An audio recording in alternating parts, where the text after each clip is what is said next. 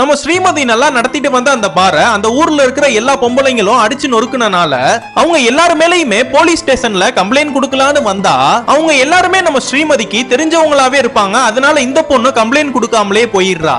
அதனால அந்த ஊர்ல இருக்கிற எல்லா பெண்களையுமே கூப்பிட்டு ஒரு மீட்டிங் போடுறா.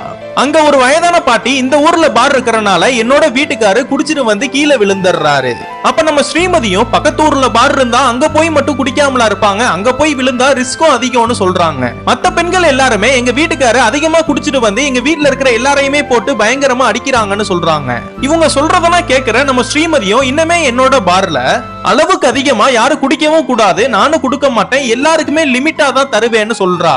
இது மட்டும் இல்லாம அவங்க அப்படியே குடிச்சு போதை ஏறி அந்த இடத்துலயே மயக்கம் போட்டு கீழே விழுந்தாலும் அவங்க எல்லாரையுமே கூட்டிட்டு உங்க வீட்டுல வந்து டிராப் பண்றது என்னோட பொறுப்புன்னு சொல்றா.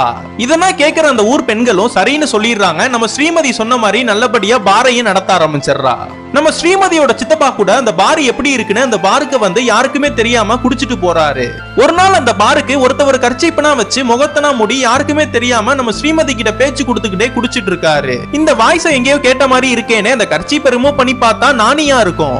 நம்ம நானிய பார்த்ததுமே நம்ம ஸ்ரீமதி மயக்கம் போட்டு அவரு மேலே கீழே விழுந்துடுறா. ஏன்னா நம்ம ஸ்ரீமதியும் நம்ம நானியோட ஒரு மிகப்பெரிய ஃபேனா இருப்பா. உங்க பார்ல இருக்கிற ரூல்ஸ் அண்ட் ரெகுலேஷன் ரொம்ப நல்லா இருக்கு, யூனிக்கா இருக்குன்னு சொல்றாரு. இந்த பொண்ணு அவர் சொல்றதுக்கு நான் தேங்க்ஸ்னு சொல்லிட்டு நான் உங்களோட மிகப்பெரிய ஃபேன் சொல்லி அறிமுகப்படுத்திக்கிறா. நம்ம நானியை எல்லாரையுமே கூப்பிட்டு செல்ஃபி எடுத்து சோசியல் மீடியால அப்லோட் பண்ணிடுறாரு. இந்த யூனிக்கான தாஜ்மஹால் பாரை கேப்ஷன்லயும் மென்ஷன் பண்ணிடுறாரு. இதனால நம்ம ஸ்ரீமதியோட பாரும் உலகம் முழுக்க தெரிய ஆரம்பிக்குது. நம்ம நானியே அந்த பாரை ஒரு பொண்ணு தான் எடுத்து நடத்திட்டு இருக்கான்னு சொன்னதுமே இந்த பொண்ணும் அந்த தாஜ்மஹால் பாரும் பயங்கரமா உலகம் முழுக்க ஃபேமஸ் ஆயிடுறாங்க.